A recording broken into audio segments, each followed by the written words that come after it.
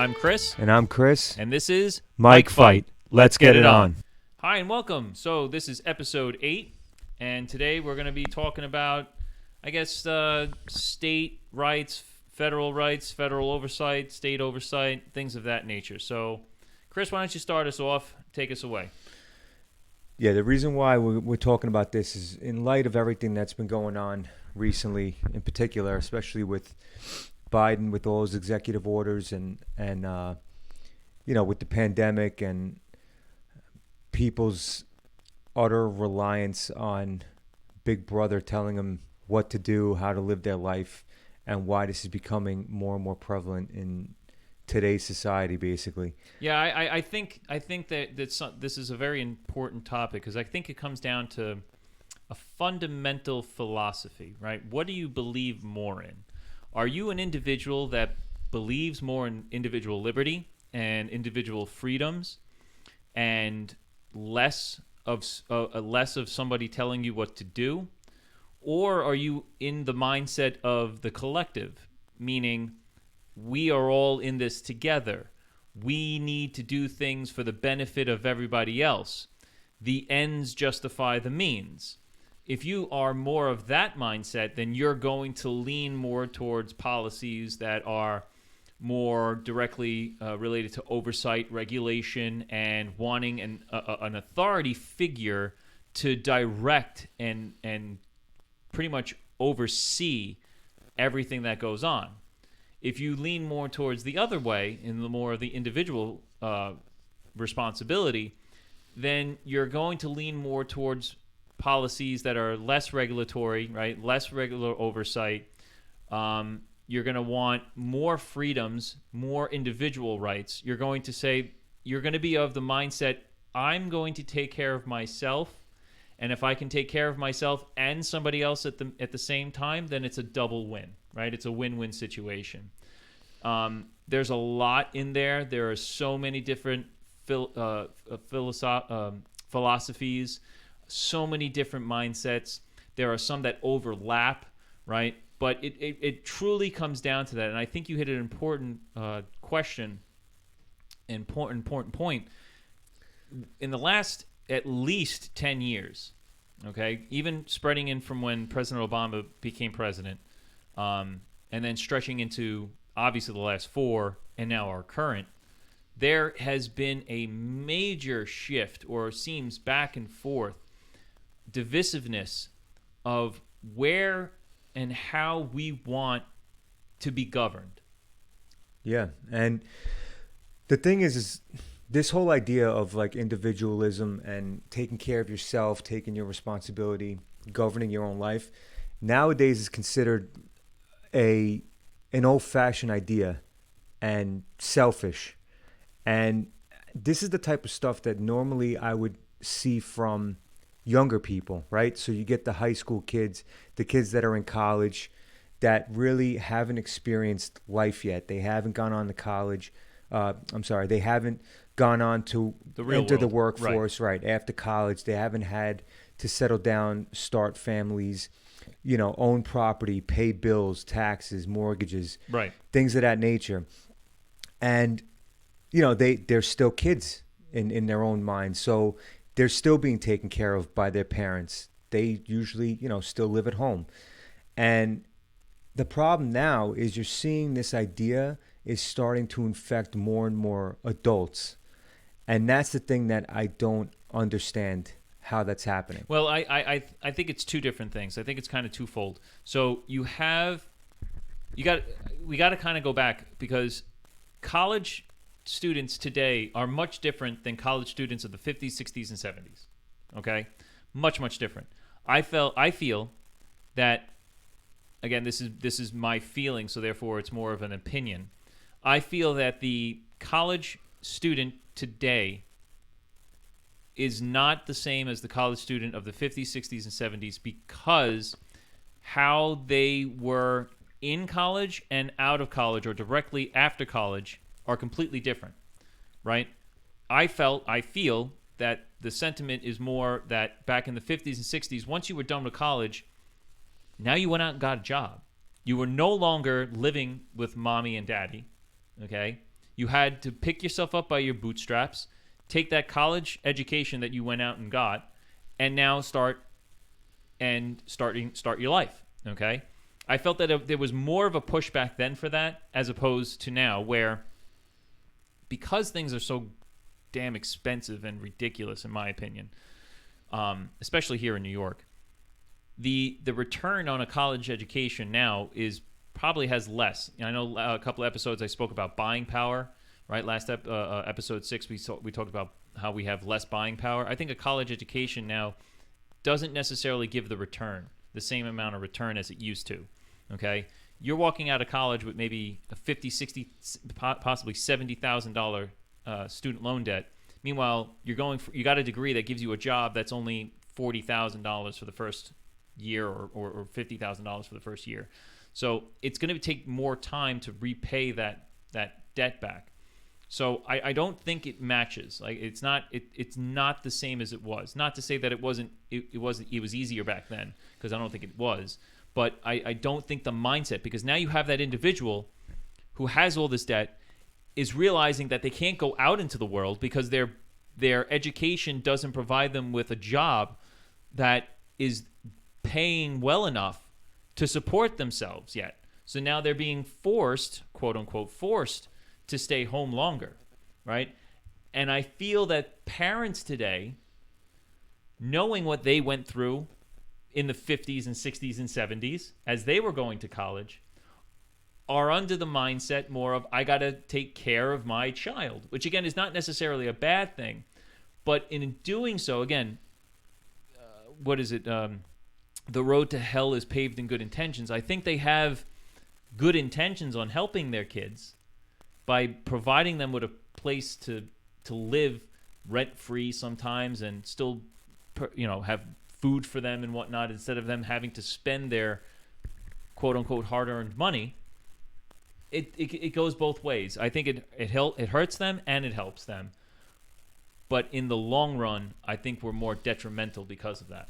Yeah, well, I think also people are more worried about how they're perceived to other people and to the outside world. Because, like you're saying, in the 50s, 60s, 70s, our parents, they started their lives out young, right? They got married younger, they had kids younger, they had their careers started younger. And so by the time, my parents are 25 years old, 26 years old, they already had multiple kids, had already been in their career, had already owned a house, and were continuing on that, trajectory of adulthood. Whereas now, like you said before, kids now are going away to college. They're spending a crazy amount of money on school. Then they come home. They can't afford to live on their own, or maybe they don't want to live on their own. Right. So they move back home. They're living with their parents, and now they're staying with their parents till their late 20s, their early 30s, late 30s in some people. Right. And so they're living that life where they're still being taken care of.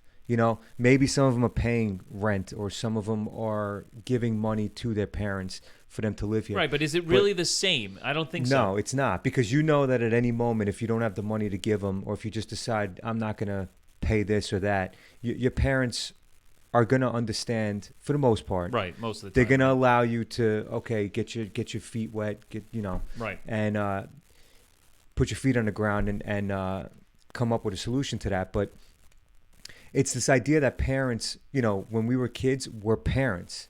They loved you. They would be there for you no matter what. But they also kicked your ass out of the house and told you, go get a job, start paying bills. Now it's that mentality. When you tell people that story, they look at you horrified.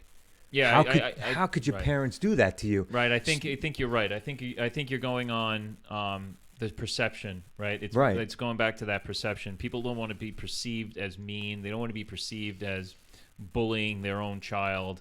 One thing that I try to do in my house is, I've been accused of that, and I know I'm tough on my kids. I understand that. I sometimes go too far, even for my own self. I say I have to take myself back.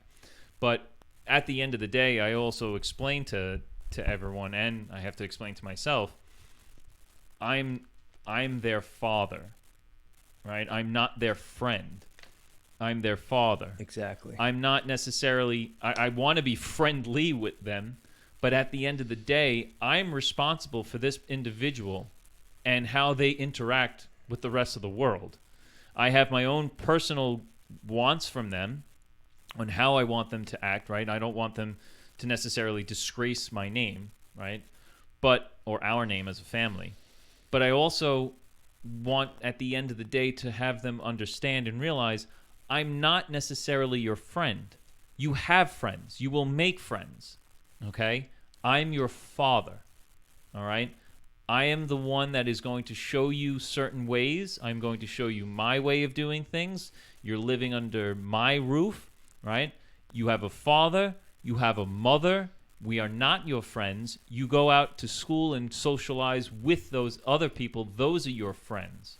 You may not necessarily like what we do, but ultimately, in the end, I feel, in the grand scheme of things, they will understand, right? My kids, I hope, I hope my kids will understand that. And that's me, right? That's the way I run my household. I don't know if that's the norm now. I don't know if that's, or am I old-fashioned, right? But that's what I'm saying. Labeled as old-fashioned? That's what I think. So in that right there, we can now extrapolate that, right? Let's extrapolate that mentality into how voting is now done, or how you and I perceive voting is done now. Because now we have a large base of voters that are not necessarily starting life right away, right? We have individuals, the voting age is, 18, right? 18, yeah. So now you have 18. Does an individual at the age of 18 have enough life experience to know where to vote? Probably not, especially nowadays. I don't think there's enough education on any type of voting, like how important it is, right? We were having a discussion off air where we were talking about the voting power versus on a national level versus a state level, or even going now more granular, even like a local level. Okay. What is how big is a voting power? And I would say that there's a larger base of voters out there that don't necessarily understand the full implications of their vote. Yeah, because they're not informed. Because and that's what it is. Yeah, because like you said, they might not have the life experience for it. So how do they vote? How do they decide who they like? It becomes a popularity contest. Right, you're voting on more of things that you're direct, and this goes with anyone. I'll put that out there, that this goes more towards a person is going to vote more for an individual whom they feel directly affects them. Okay, so if I am voting for a person that I connect with on an emotional level, okay, or even on an intellectual level, now we're connected, and I'm going to vote just simply because I now like that individual, not necessarily on what that individual's history is, on what they've done. Right? Yeah. How is their thought processes looked at through if they were, let's say, already in office? How did they vote for bills or laws that were passed? Did they vote yay or nay for certain things? Or even if they're starting up, what are they for? What are they against? I don't know if the younger voter these days, the 18 to maybe even 30-year-olds, I know that's a large range of ages, but I'll put there 18 to 30. Are they really looking or doing research on that individual to see what they truly have voted on if they are running again, if they're an incumbent, or if they're brand new, what they stand for and what do they truly want? I don't think so. No. And there's a lot of evidence out there. I mean, you see all the time, especially on the college campuses, you see these individuals go to campuses where they interview these kids and they tell them, they'll sit there and they'll run through 7 or 8 policies, and in between each policy, you go, yeah, so do you like that policy? How do you feel about that? And the kid's like, oh, yeah, that's great. That's great. All right, cool. Run another policy through you. What do you think about that? That sounds awesome, right? Oh, yeah, that's great. All right, cool. Yeah, by the way, those were so-and-so's policies. And all of a sudden, it's the guy, we'll just go with Trump and Biden, let's say, just because that was the last election, where they'll run 10 policies and say, yeah, so you really like that, Joe Biden did that. And you'd be like, oh, yeah, that was awesome. And then at the end of it all, they go, all right, well, those were actually Trump's policies. And instead of that kid or those individuals turning around, taking a second and going, oh, wait a minute, I didn't know all that happened under him or that those were, they just go, yeah, so I don't like that. Or they just get quiet and they walk away because they don't want to face the truth that maybe they weren't informed. And you see that all the time now, all the time. So are they making informed voting decisions? No. You get the media involved too, where the media used to just tell you this is a policy that is being brought to the table by this candidate. Now it's this new terrible policy being brought in by an already, right. There's more adjectives thrown out about it instead of just the substantive facts. Or now it's the complete lack of coverage. Right. So now even if it's a full out news outlet and not necessarily an opinion outlet, right, or opinion show, now you have full out news hours that are influencing not necessarily by the words they use, but on what they choose not to cover. Yeah. And the things that they do cover, they put the slant on it, So you get something like, the Texas, the thing that's going on in Texas with the winter weather and how their energy systems basically failed. If you've been watching the coverage on that alone, you're going to see that they're spending more time and energy trying to defend wind power because that ultimately affects their bottom line. They're trying to sell you on the Green New Deal. So they're spending more time trying to cover and defend wind power than just go out there and say, yeah, our wind systems failed. Why did they fail? So you can actually get into a discussion to go, okay, this is what happened. This is how they failed. These are the solutions so that this doesn't happen again. And instead, it's just, no, it wasn't solely based on that, or that wasn't the main reason why. And so people read that and they go, oh, so it wasn't the main reason why. Okay, so then everybody's just lying to me. And they made up their mind. Instead of actually diving in and finding out what exactly happened, they'll say, all right, well, they're telling me that, it's not the main reason, so it's not the main reason. Or they're focusing on how Ted Cruz went to Cancun for 24, 36 hours, exactly. Or whatever it was, 48 hours. Exactly. Now, Ted Cruz is a senator. He's not the governor of the state. No. He's not a local mayor. He's not anybody really in charge of anything for the state of Texas. He represents. They're calling for his resignation. Yeah. It's just like. And people are buying it because they believe that a senator has the power to run a state government. That's Abbott's job. Abbott is the governor. He is the one who's going to assess what went wrong, the damages that happened, and coordinate with all the agencies that he needs to coordinate to fix the problems that happened with the snowstorm. Ted Cruz has nothing to do with that. So, it was funny. I brought this up to my wife. I gave her the whole situation. And one of the first things that she said when I kind of told her the story, she goes, what the hell was he supposed to, what can he do anyway? How is he going to be any effective in fixing the situation? I said, absolutely none. Yeah. He has no authority on anything that would affect or get anything moving. Like, he has nothing of real substance to get things moving at that level. He has influence, perhaps, but he's got no direct authority on anything. Ultimately, also, it comes down to, like, why is it so bad?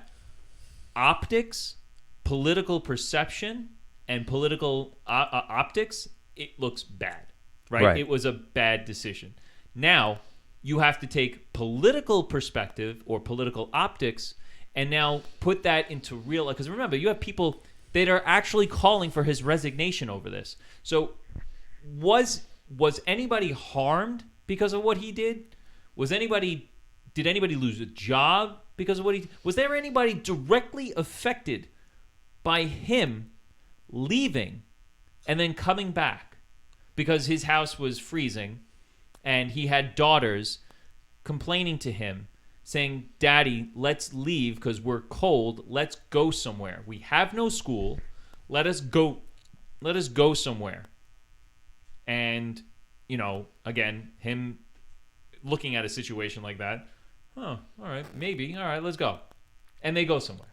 And now, he wasn't hiding it in any way either. No, he wasn't. He didn't like take a secret private jet. He took the regular air flight. He did have a security detail with him. He went through the airport like anybody else. Right. So it wasn't necessarily that he didn't hide the fact that he was going out.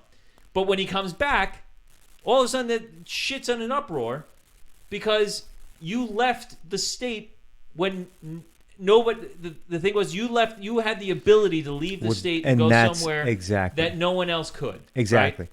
Or the majority of people could. Right. That's what it is. Because again, going back to previous things we talked about, it's about feelings, right? So he hurt people's feelings. That's ultimately what it came down to. Well, I can guarantee you that if, let's say, there were other very well-off people, maybe not necessarily millionaires, but let's say there was some middle-class person that said, you know what, screw this. We have, I don't know, a couple of $1,000 saved up. Let's us go to Cancun. Yeah. And let us get out of here. Well, did anyone actually look into that? Because I'm sure you could figure out how many people took flights out of various airports in Texas during the past week or two to see how many people went away. I don't think it's a bad thing. I mean, shit, if I had the ability to do that and I knew everything was going to be fine when I came back or possibly come back to everything being up and running again, hell, I'd go somewhere. Wouldn't the most sane person want to go somewhere where they have basic amenities that they are used to having?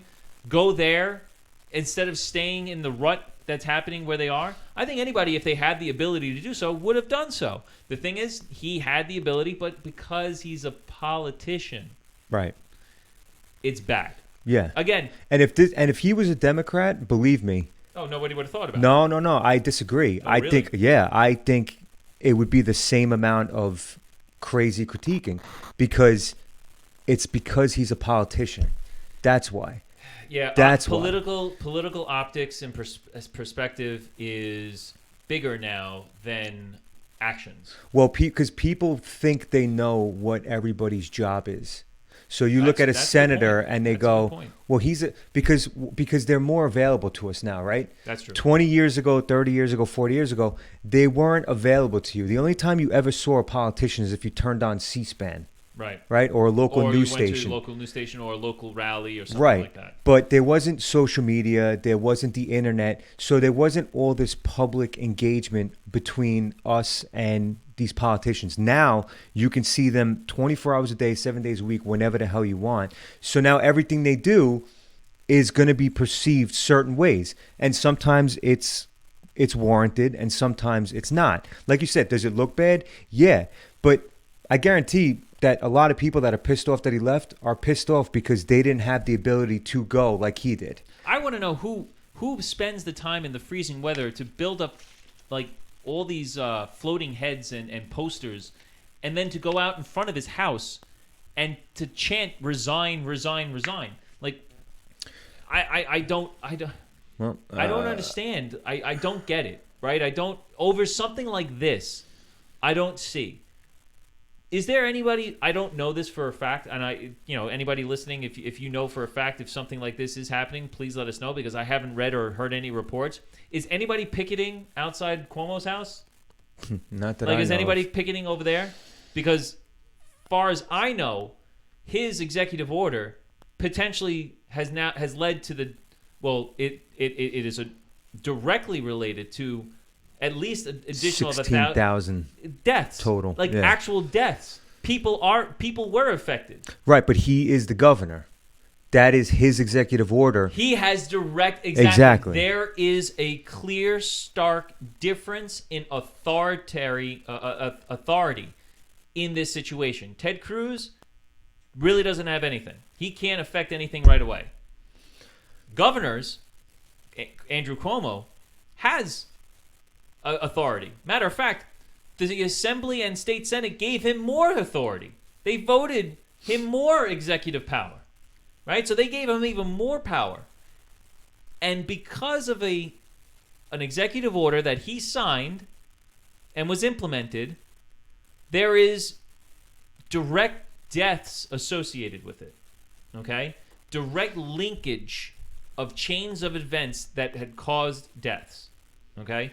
Now, I'm not saying that Cuomo is a killer. That's not. No. That isn't what I'm saying.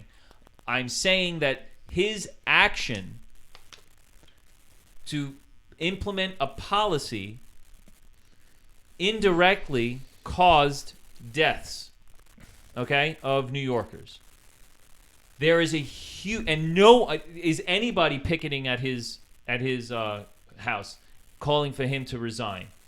I don't know if there is. They're not being covered. They're not being covered. I haven't read it. I haven't seen it. Most mainstream media hasn't been covering his whole scandal either. You know, I haven't seen him go on his brother's show. I know, right? Have you seen Chris? No. His brother is so principled, right? Why aren't you grilling your brother? Like, I haven't seen him on that show. No, and that's your brother, right? So on top of the fact that you have a political show where that's your job is to question politicians on policies like that, where it directly affects the people that you run, but he's your brother too. So I assume that you have some kind of relationship where you and your brother can speak. Why haven't you brought it up? And it goes back to federal versus state, where Ted Cruz is a senator that represents Texas, right, but works on a federal level, right, where everybody in the country, it's a national scandal what he did, where you have something like Cuomo, where his orders directly affected New York State, right? Because he was given, like you said, more power. It was his executive order. Right. He runs his state. Now, if you don't like the way he runs his state, his executive order wasn't illegal, but it was a shitty order. Now, if you don't like the way he runs his state, you have the ability to move. Right? Maybe you don't have the monetary means, career-wise, you can't leave. But as a basic right of freedom in this country, you have the ability to pick up and leave and go to a state that's run better, that better fits your philosophies, your lifestyle, right, your morals, ethics, whatever you want to talk about. That is the beauty of the United States, okay? We have the federalist system in which we have overseeing government at a federal level, but then it's broken down to states and then local level, okay? That is the absolute beauty of it. And the fact that each state is run differently. I like that. I like the fact that states are run differently because it shows, it gives competition. It's like another sense of competition, right? Right. How does Florida, fare on a certain situation or topic versus New York, versus Illinois, versus California, versus Texas, right? And again, these are all I say those states because those are the bigger states. You can go even smaller. Like how does Rhode Island fare against Vermont, right? How are their states different? How are their laws different? How do their governors run their things? It's meant to be a competition. If everything is supposed to be the same all the way throughout, then there's essentially no need for any state and local government then. It doesn't matter because everything's just if you want everything to be overseen in exactly the same way all across the board, then there's no point in having a state government. Right. Then you just might as well have a federal national government. Yeah. That's it. Just have a national government. Forget about federal. There is no more federal, right? It's just national. Yeah. National government. Therefore, everything is overseen by only a small group of people. No real representation for the small guy. That's it. Done. Which is the exact opposite, the antithesis of what we wanted. Because guess what? That is a king. Yep. Then we become serfs. Serfdom.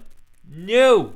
But this is the danger this is the dangerous road that we're heading down with an administration like the one we have now, where Executive orders are being written. We have to be up at 50, right? We got to be up to around 50 at this point. There were 47 just a week ago. I'm sure that then within the last 7 days, he's had to have written something. And these are policies that affect the entire country. And the whole thing with the country is you can't impose one thing that you force the entire country to fall in line with. Okay, you have a national election where you had 75 million people voting for one guy, you had 80 million people voting for another guy. Okay, so obviously the things that the 80 million people voted for, the things that they agree with, that they want, are not going to be the same as the 75 million people that voted for the other guy. Put those two groups aside, and you still have another 150, 160 million people in the country that weren't represented in national government, that you don't, a national election, that you don't even know what they want, what affects their life, what they want, in terms of their local and state governments. They didn't vote for either of the other guys, so they probably went for a third party. Exactly. So now you're trying to implement these laws that affect the entire country when not everybody wants them. And so that's where you have the states that come in and they dictate state law, so that if you don't like the way your state's being run, leave. New York sucks. When I have the chance to go, when I get the opportunity, I am gone like Flynn. I am out. And that's a lot of people. If you don't like a state like Florida, you pick up and you go. You like how New York's run. You like how California's run. You go out there and you go live in those states. Yeah, but there's something sneaky about this. There's something sneaky about that. I'm going to tell you this because this has been reported. Okay. People aren't liking the way California is being run. Yes. Okay. They don't like what's happening in this situation, right? California is becoming a shithole. Well, it has been. It's just becoming worse. San Diego, San Francisco, right? L.A. They're all becoming shit, okay? So people are like, well, screw this. I'm leaving. I'm going to go to New Mexico. I'm going to go to Arizona. I'm going to go to Texas because I like it over there. It's bigger, whatever. Problem is, they voted for the schmucks they put in office in California. And then all of a sudden, they don't like what's happening. So now they're going to come over and going to bring their same thought process to these other states. And guess what? They're voting the same schmuck type of mentality in Texas. What is it? The Dallas mayor, right? He's a schmuck. Absolute schmuck. You look at Dallas, metropolitan area. What did we say episodes ago? High metropolitan areas, populated areas. Yeah. How do they vote? Blue. They're very blue. Yeah. Okay. Texas has had a large migration. New Mexico, Arizona had a large migration. All right, of past Californians come into their state, and it is now swaying the states. Right? It's swaying because they didn't change their policies.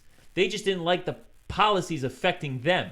Right. So they're now moving to another state where those policies aren't put in place. But the problem is they're going to vote for an individual whose thought process is the same as the person they voted for in California. Yeah.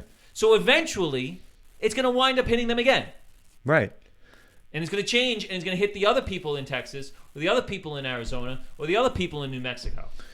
And the only thing you can hope for is that the people that remain in those states, originals, change the people that they vote in. So you have all these people that are leaving California, let's say, and they're moving to places like Arizona and Texas, who are changing those states, right? Arizona going blue, Texas half blue almost, New Mexico purple, same. Right? Now they call it purple, right? Right. And then you have the leftovers in California, which is a blue state, who are now trying to recall Gavin Newsom. Okay, so and that's gaining a lot of. Oh yeah, they're close. I think they. Oh yeah. What do they need? Only about 200,000. They have 200,000. I think they're up close to 200,000, if not more. No, I know that. No, how many do they have left? I think they need what, 1 million. Oh, that I don't. I think they only need a few 100,000 more votes. I know he's feeling pressure. Oh yeah, I mean, who wouldn't? You have that many people in a state like California where you'd never expect that to happen. Now But here's it has happened not too long ago. Right. Who was the last person to benefit for that? Do you remember? no. Schwarzenegger. true. Schwarzenegger was voted in because of a recall. Yeah, that's true. And That was only about 15, 20 years ago. right, but what happened with that? Did it really change anything about California? They had the Terminator in. Yeah. He said, "I'll be back." Now, going back to your whole popular thought theory before, That's exactly what happened there. right? He had no political. Schwarzenegger. The only thing that he had tying him to politics was that he was married to Maria Shriver. Yeah. Right, so he was married into the Kennedy family. in a Listen, sense. I love the guy. His movies are iconic. I Oh, grew up people. watching him. He's one of my favorites. But Oh, who didn't want to be Arnold Schwarzenegger? I saw Pumping Iron like maybe 4 times. It was like, I mean, how do you not want to see this guy? He's a perfect success story. And don't get me wrong, what politics did he have? He ran as a Republican. Right. Pretty much didn't have But did he- any policies that really were Republican-ish.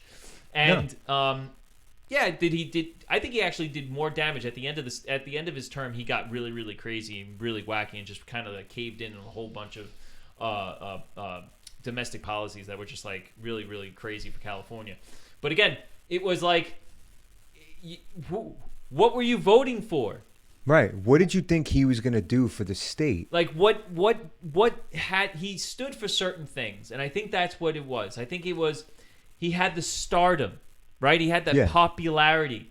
Did anybody actually think he was going to be able to be effective in running a state? He wasn't a state senator. He wasn't a state assemblyman. He wasn't even a mayor. He wasn't anything.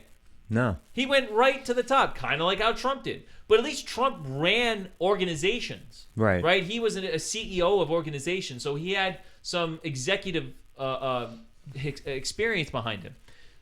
I don't know if, other than maybe himself, right? Him being his own executive of his own career, making his own decisions, you can say that that's the experience that Schwarzenegger had, that Arnold had. But outside of that, what policies or what other decisions did he make that affected other people other than himself, right? Trump had businesses in which decisions he made affected other people directly.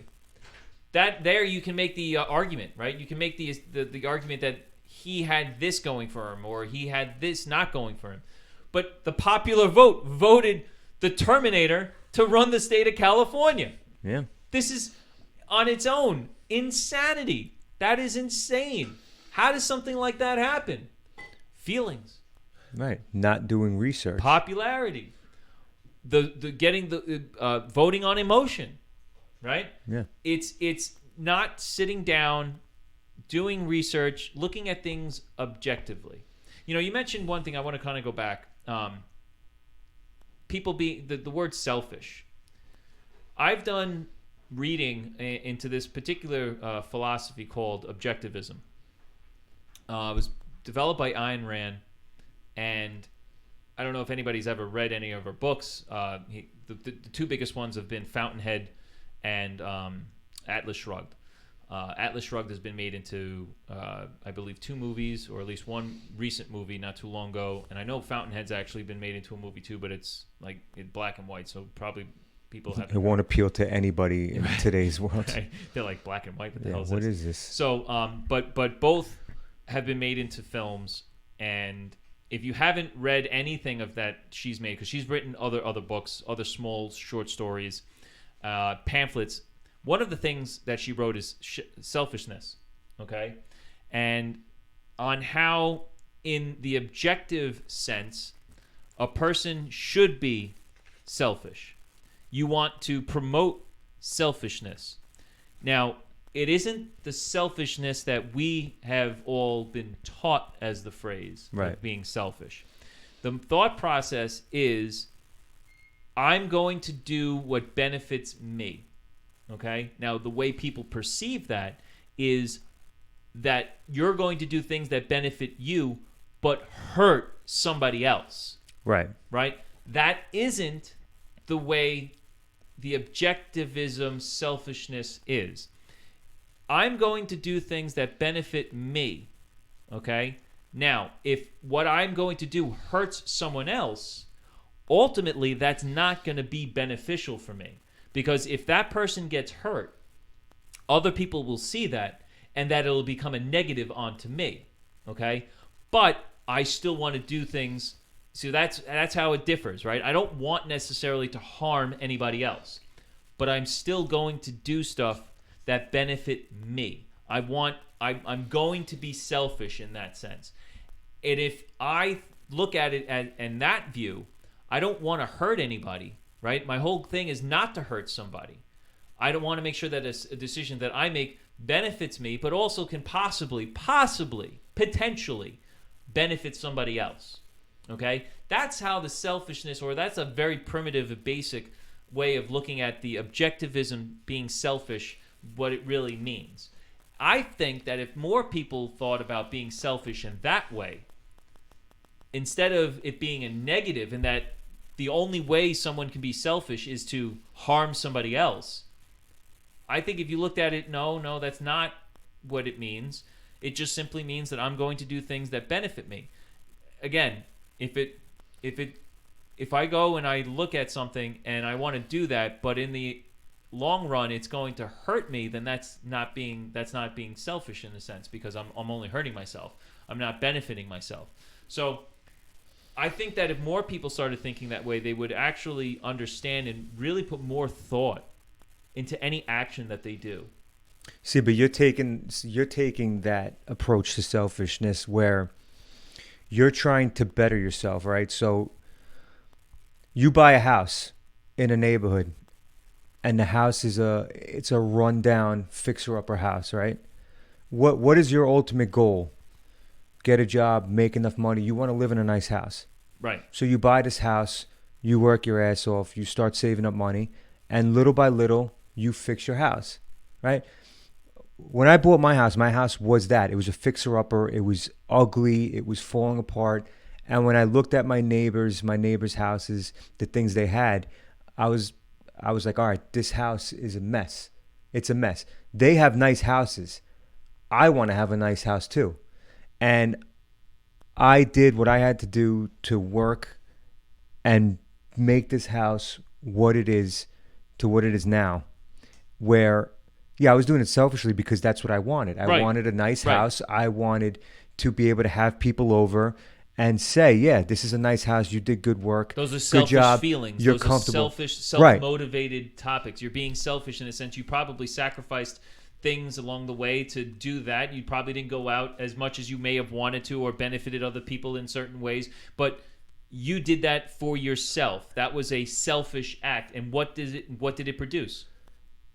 Property values. Right. Now your house is on par with other people on the block. Your property value goes up because your house value goes up. The neighborhood's value goes up. When people who are potential buyers want to move into the neighborhood, when they drive down the block, they see that. Now it makes them, more intrigued to want to come into the neighborhood. It brings you pleasure. Right. So Right? Everybody benefits Everybody benefits. And that's now. the whole idea of the government. The government makes policies to benefit everybody, right? You're supposed to want to benefit everybody. But if your policy hurts people, then it's probably not a good policy. Or you shouldn't be involved in it at all. Right. So there are outreaches of the federal government, in my opinion, strictly my opinion, that I feel they have no business being involved in. Okay? And I'm going to go on a real rabbit hole here and open this up. But in my opinion, I don't believe the government should have any say in what let's take the abortion topic. So Roe versus Wade.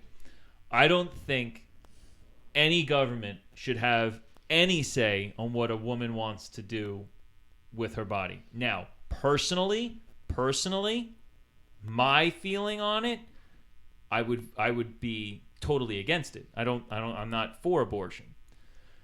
There are some that are for abortion, right? Pro-choice. We have, pro-abortion and pro-life, pro-life. pro-choice. Right. There you go. Pro-life, pro-choice. So, as a federal thing, like even state law, maybe state law-ish, I don't see how any of that. Why is the state involved in those type of decisions? That's a personal decision. Okay? That's a personal thing in which I feel is up to the individual and all those people around her. If that individual was part of my family, I would push them for life. But that's me, personally. I don't need or necessarily want the government to have any say. Why should there be a law on this? No. Why? There shouldn't. I mean, Does anybody have a real good reason as to why? If you do and you know that why there's a reason for this, why any type of government, state, local, federal, why anyone is involved in this, maybe not the why, but because it was brought up. That's probably the biggest why. But should they have made any decision? There's the question. Should any court, should any politician, should any law be written to say whether a woman or a family can have an abortion, whether it's right or wrong? Why? Why are they involved in this? Why did we make it okay? Why did we seek an overseer to this very personal decision? Yeah. That's a huge topic. What I'm against is Planned Parenthood, right? I'm with you. I'm a believer of rights. You get pregnant, you want to have an abortion, that's your right, that's your choice. I, as an outsider, I have no business telling you what you should do, just like I don't want you telling me what I should do. Right. But what I'm against is federally funded programs where my tax dollars are going to Nailed it. to pay for your abortion. Now, granted, the extreme circumstances where someone is raped, and things of that nature, that's a bigger discussion. There are exceptions to everything. But again, that's a personal decision. Yes. Even if that did happen, would anybody, again, because why is that so taboo? Why is there a need for exceptions? Right? The reason why there's a need for an exception is because there are laws. Right. Because there are laws. If there was no law, there would be no perception of whether that is good or bad other than the basis of that individual feeling bad or good about whether that is life they are murdering or not. Okay? That right there. Because there are laws, nobody would, I think, in my personal view, would feel that if a woman was raped, okay, and became pregnant because of that rape, that they have any type of feeling whether that baby should be aborted or not. Okay? But again, it doesn't matter to an outsider. How does it affect an outsider? Okay? It doesn't. It affects the woman. It affects the people directly involved with that woman. Okay? That's who it matters to. Okay? I would even go as far as that it matters to the husband or the person, the guy. Okay? That's who I say all these things matter to. Those two individuals are the ones that need to make decisions. Why the hell do I need a court? Why do I need a governor? Why do I need the president of the United States to have any say in this? Doesn't make any sense. No, it doesn't. Why? That's a personal thing. The only reason why it's now seen so taboo as these situations where a woman's got to feel sorry or scared to have these things is because there are freaking laws out there for public. Again, she's going to feel this way anyway. And it creates the divisiveness because you have the people on one side, the people on the other side, and there's no middle ground. So the ones who are pro-life are going to sit there and bash the ones who are pro-choice, and the ones who are pro-choice are going to go after the people who are pro-life. But it shouldn't be... Because they got involved. Right. But Get the hell out. Exactly. It has nothing to do with you. The only thing that I care about is if you, again, minus that situation, those extreme circumstances, if you just go out there and you have sex because you want to, and then you don't want to wear protection, or you have an accident, and now you're sitting there a month later, 2 months later, and you're pregnant, and you're trying to figure out what you need to do, my taxpayer dollars should not have to pay for you if you decide that you want to have an abortion. That was your choice. That was your mistake. That is your responsibility.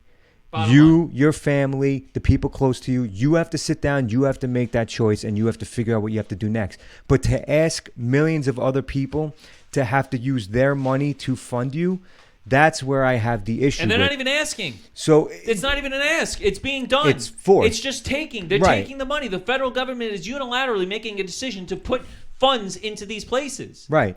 Now you I want to didn't have ask for that. You want to have a state-run clinics where the state That's can- different, right? right? Because now the people in that state are voting yes or no for it. Exactly. And that's what you say. Fine, you want to do something like that? On a national level, no. There is no reason why the federal government should be involved in these type of acts or these type of situations, in my opinion, at all. That is not your job. Get out. Get out of it. Stop. This is the whole thing, right? State versus federal. You want to have something on a state level, even a local level. Yeah. Like even look at if speed you, limits. If you have, Go into speed limit. Why is it that a speed limit in New York's 55, but you can go to a state like Texas, let's say, or Pennsylvania, and what is it? Nevada has the one 75 is the norm. In is the Nevada, I state think, limit, right? Isn't it in Nevada? They have that one road. I don't know the number. I know it's some number, obviously, but they have that road where during certain hours of the day there is no speed limit, and then once the sun goes down, it's like, okay, now it drops to 60. Yeah. I mean, And again, it's about feelings, because if I was driving down that road, or God forbid one of my family members, and they got killed because they were in an accident with somebody who was doing 100 miles an hour, you're going to be pissed off about that. You're going to feel a certain way about that. And that's where you make the decision where you all of a sudden now you're against, let's say, speed limits. So now you take that emotion and you go and you run to the local government and you try and push for a law to be made to put in speed limits. That's where it comes down to. But again, it's the individual's choice, right? So if you get enough people in that state who believe in the same thing, then you elect people into your state and local governments that will implement things of that nature. Right. But to have to make it federal, that's where it's a problem, because now you're making it so people don't have an option to go anywhere where they will feel more comfortable to live their life. When you do state laws, you have the larger the law in its outreach for whatever it's trying to do, it has higher chances of alienating a larger base, right? I think we can all agree with that. The larger the law in which it outstretches, it has more of an opportunity to alienate a larger population. So that's why I feel, my opinion, I want federal regulation. Well, I want less regulation on every level, but on a federal regulation level, I don't want there to be a lot. I don't want there to be that much. Why? Because then now you start alienating groups or subsects, and they're now it's all getting. Now you're having all these little groups come in and, well, I want this and I want that and I need this and I need that. There's more opportunity for now just playing identities, right? So now Right. you're getting into identity politics. If you just loosened everything, got rid of the broadness of these regulations. I'm not saying get rid of all, right? That's not what I'm saying. I'm saying there's too much. There's too much oversight of what the federal government is doing that can be easily done at the state level. Right. That's what we were intended to be. That's how this country was created. That's what it was founded on. It's get away from a crown, have your individual states run themselves. Federal government is there for basically oversight of the states. Right? To make sure that no state is bashing up and trying to take over everything. That the whole idea is we don't want a monarch. We don't want a dictatorship. No. And that's what people are screaming nowadays, is they're trying to scream freedom, but at the same time they're implementing policies that are restricting everybody's freedoms, and they're trying to say that it's for the benefit of the entire country. God forbid we get a Cuomo in the presidency. Like, let's say, okay, we go this route, okay? And now we have more federal government, and the states essentially don't necessarily matter, okay? There is no state rights, okay? No individual state rights, no individual states. And we get a guy like Cuomo who's like the 2.0 of the mafia, right? He's like the Gambino family, all right? Running the Gambino family, okay? All right? This guy now becomes president. You want a guy like this who's now, anyone who disagrees with him, he's calling up on the phone. This Ron Kim, right? The Assemblyman Ron Kim gets a phone call from the governor of New York and says that the governor told him that he was going to destroy him unless he turned around and recanted what he said in those interviews. I mean, imagine this. This is what you want? You want an opportunity for a guy like this to run the country? You want the Gestapo to be in charge? You want the Mafia 2.0 to be in there with his brother on TV being Fredo, being the state police, the state-run news? Come on. But that's basically what we have. I mean, just going on that, right? So in the new COVID package that's being pushed through, the Biden administration is going to give a $50 billion bailout to New York State. And this is exactly what Cuomo was talking about all during the pandemic, that he was holding out until the federal government stepped in and gave him a bailout. And he was trying to blame the entire state bailout, the entire state deficit on coronavirus, when that's a patently obvious falsehood that you could just debunk by doing searches. That's all you got to do. Go on the internet and you can just search how this budget has been run for the past, 5 years, and you'll see. And it's not just him. No, it's not other just him. people too. But what I'm getting at is this Why bill. should Oklahomians or whatever they want to call Tennessee, Illinois, right, Kansas, why should these states pay for our New failures? York, pay for California, pay for their shitty run states? Right. Because a COVID stimulus bill is not a stimulus bill. It's your tax dollars, mine, yours, anybody listening, even the people who voted for this guy, the people who consider themselves Democrats. This is your money being paid back to you. And it's going to be paid back to you at a cost higher than what they're giving you. And it's everybody's pocket. So like he said, why is it someone who lives in Wyoming, someone who lives in Montana, someone who lives in Michigan, why is it that they have to pay their taxes to bail out a state like New York when they had nothing to do with the fact that New York was run into the ground? And this is a bill that was passed with the majority of Republicans not on board with it, right? Because there's too much pork in the bill. And why is there a need for $1.9 trillion? I don't think that, what relief? How much is actually going to the relief of the people that need stuff? Because the government has shut things down, whether it be state and local or even on a federal level, because of all this madness that has happened, I'm not saying we need something. We need to have something given to us because they've taken a whole hell of a lot. So I'm okay with them coming out and giving something. But why is it $1.9 trillion when a majority of that $1.9 trillion isn't going to any type of COVID relief? That is the problem. That is the problem. It is too large. There are too many things wrong.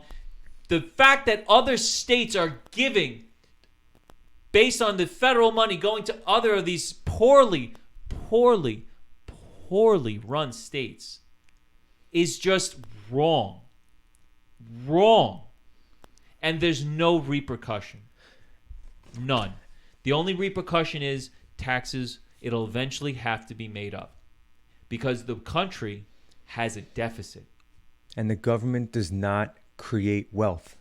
The government gets its wealth from the people. We are at a deficit. For anybody who doesn't know what a deficit is, that means we have debt. Okay? That means we spend more than we make. Okay?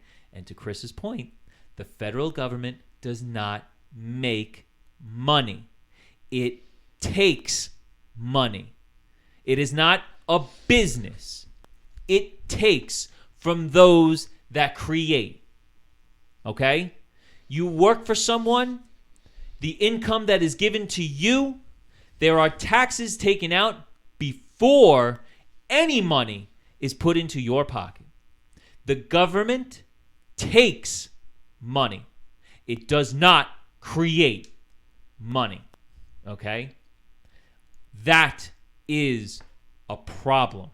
And when they start throwing it around for no good reason into things that aren't even explained, all you hear is COVID-19 relief. Oh, that must mean that it's going strictly to COVID-19 relief issues.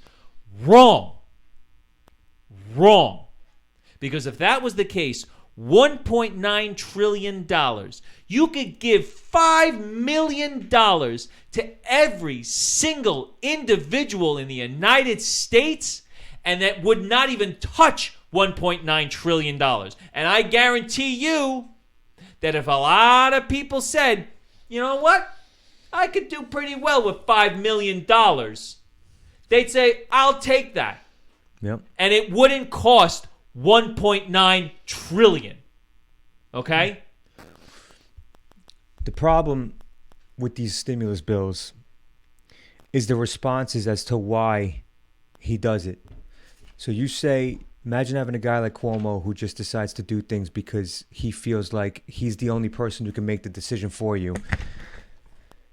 When Biden was asked about why he's pushed this $1.9 trillion COVID bill through, his response was because he didn't get Republican support, which is what your ultimate goal is. You want bipartisan support. Okay? His response was, I'd like to be doing it with the support of Republicans. I've met with Republicans. There's some really fine people who want to get something done, but they're just not willing to go as far as I think we have to go. I think we have to go. Right. That is the problem. You have a guy who's pushing aside the whole idea of how this government is supposed to run. Bipartisan support, representatives from all over the country. He is pushing them aside because he feels he's the only one who knows how far we have to take things to get something done. That is a dictator. That is a monarch. Somebody who believes I have the ability to fix this all, and it's my policies that are going to do that, and I don't care if half the country doesn't like it, doesn't agree with it, or isn't affected by it. Where's the middle ground? There is none. Where's the unity? Where is it? Why not split it up? Why not break it into chunks? Why not have on the subset, maybe we can do, you want $1.9 trillion? All right, you want $2 trillion? How about, hey, Joe, you want $2 trillion? How about maybe we take it in chunks, okay? When you eat an elephant, do we eat elephant in one bite or do we eat it in small bites, okay? How about we do it in chunks? And if maybe down the road we see that we don't have to spend all $2 trillion, that maybe only we do is one. Hey, how about that? Can we come to that? Let's do it in chunks. Yeah, do you know who thinks like that? An individual who has their own money, right? Me and you, okay, you have a fund, right? A savings account set aside for a rainy day. You save your money, and God forbid something happens, or even just whatever. You want to go on vacation, you want to buy something new for yourself. You take it out of that fund, just what you need, right? And you buy what you need. The rest of it stays in that account. What incentive does the government have to do something like that when it's not their money? It's everybody else's money. Everybody else. So if someone just gave you $100,000 of somebody else's money and said, "Here you go," with no expectation of anything in return, none whatsoever. Here, go nuts. You're gonna go and you're gonna spend that money on anything and everything under the sun. Why? Because you don't care. It's not your money. And that's what people don't. And I think that's where it fails, right? Because people don't understand. They've been desensitized to the fact that taxes are what they are. Taxes are a necessary. Don't get me wrong; they're necessary evil. Yes, taxes are needed. People, we need to pay taxes. But I think what gets muddled is what those taxes are needed for. Right? What is that tax money needed for? This can go. This is probably another topic for another podcast and to kind of like dive into what taxes really go into. But fundamentally, to kind of close this out and bring it all back, it's why and what is the federal government doing versus what the state government does? What is the mentality of people? Do they feel that we are needing more oversight of just one entity, and that being a federal or a national voice? Or are they going and leaning more towards the individual and wanting more local authority, and then allowing less and less national or even state authority? It all comes down to what fundamental mindset does that person have? Are they more into the collective, or are they more into the individual? I think if we were to ask a majority of Americans across the board, my personal opinion is that they would lean more towards individualism, but not really fully understand it. Well, it's about education too, because the state and local elections are much more important than the federal election, because your vote counts more. If you have to vote for your local assemblyman, that is a small group. It's a smaller population of people voting for that person to represent their area. So your vote counts more. When you vote for your local congressman, same thing. That congressman only represents a certain region of the country. It's less people. Your vote counts more. They can more directly affect your area, which in turn affects your quality of life. And then as you extrapolate that, you go further into, governors, and then eventually into the president. Your vote becomes less and less meaningful, because if you live in a state like New York, 99.9% of the time you vote Republican, your vote means nothing. The state's going blue. They don't even have to count it. They open voting at 9 a.m. By 9:01, the state's already certified for the Democratic candidate. That's just the way it is. But in a local election, your vote counts more, and that's what people I think are starting to lose, or they just don't know that. And so they put more emphasis into the national election, where now they're voting for a person thinking that they are going to run their entire life. And that's more, just circling back to the original statement of, I expect that from a younger population, because they don't know. They don't pay taxes. They don't have careers, for the most part. They're not in the workforce. They don't know what the real world is like out there. And the second it hits them in the face, they're not prepared for it. So instead of adapting and knowing what to do or how to survive that, they just break down. They freeze, and they don't know how to change their situation. And so they just rely on somebody else to do it for them. And the scary part is, nowadays, it seems like more and more adults are falling into that same situation, where you have adults, 40, 50-year-old, 60-year-old people that have been alive long enough to understand how to make their own life work, how to, live their life, take care of their families, raise their kids, do everything they need to do to live a normal, healthy life. And they're just throwing that all away and emphasizing their reliance on something like the government. And that's the scary thing, because if you have adults who don't know how to correct their own situation, they're teaching that to their kids, whether directly or indirectly. And then you have politicians like Cuomo, who are also, exhibiting those same qualities.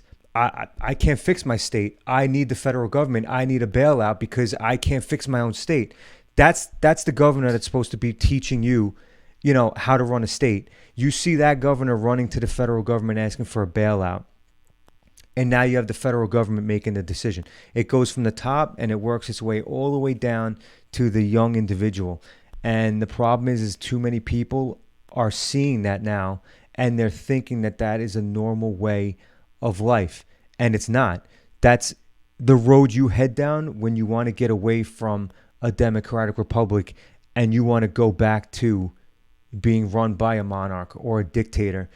And when you have presidents stating that, I feel like I need to go farther than people are willing to go. I feel. That is a scary precedent to set. Subjective versus objective people.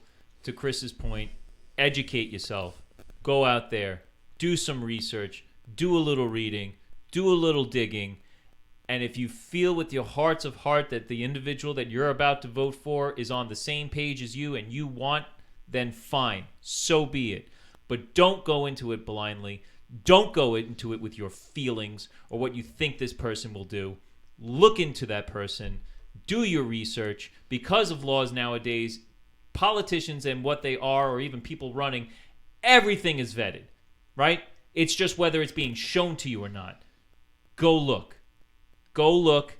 Educate, educate, educate. And for the love of God, vote. Doesn't matter what you vote for. Just vote. Voting is a right that we take too lightly in this country. Make it an informed vote. Don't do it dirty and just by going off of feelings. Put some thought into it. Put some actual research into it. We owe it to those who gave their lives for our ability to do this. Okay? So to Chris's point, educate yourself. Make it a good vote. And with that, we're out. I'm Chris. And I'm Chris. And this is where we drop the mic.